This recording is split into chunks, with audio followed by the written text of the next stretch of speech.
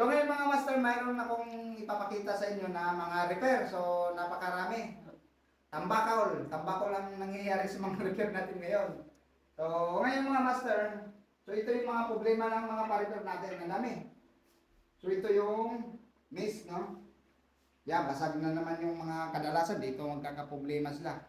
Kasi medyo malalim kasi ang butas nila kaya pagka pumasok yung guma doon at binabagsak, so possible na pinupost ng rubber. Kaya nababasag tong parte na to. So, pati ito, ayan. So, ito, mesh din, AC7. Pero, rebarnish, mga master. Yan. So, galing pa to ng, Qatar, mga master. So, shout out nga pala kay Amay Ruta. Israel Amay Ruta, okay? Ng Qatar. May, salamat, okay? So, ito naman, pa-change ng leather. Yan, ano din to? Predator Black. Okay? So, leather lang ang problema. Ito, maze naman, maze. Yan, ganun din ang kaso, no? Basag pa rin. So, ngayon, papalitan natin at i-varnish since leather. Yan. So, ito naman yung kay Sir Nick ko. Sir Nick, shoutout po sa'yo. So, ito yung lalagyan natin ng United Joint. Saka maglalagay tayo ng tape yan na puti. Yan. Tapos ito yung pinakaano niya. Tape.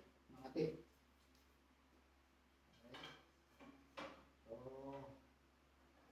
at itong galwag kay Sir Nico eh. So, pasensya ka na Sir Nick. Medyo talagang tambak lang. Kaya pati yung sa'yo nadadamay sa patagalan ngayon.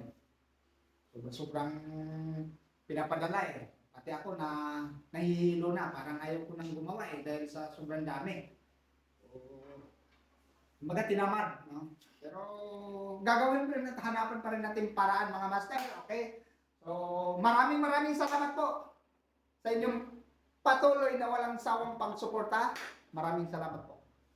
Ito pala yung mga problema rin ng iba, no? Yung mga basag na 314. Ang dami nitong mga pinapadala, ang daming mga Okay. So shout out sa'yo, sir. Aguirre. So ito yung mga basag niya. Ganun din, mag-change tayo ng ferrol para idikit natin itong mga niyan. Basag. So pati itong isa, ganun din to kay Sir Steve. Shout out po sa'yo. So, ngayon, ganun din yung problema. Mga vantage naman to. So, ito pa rin, basag-basag. So, may tape na siya padala.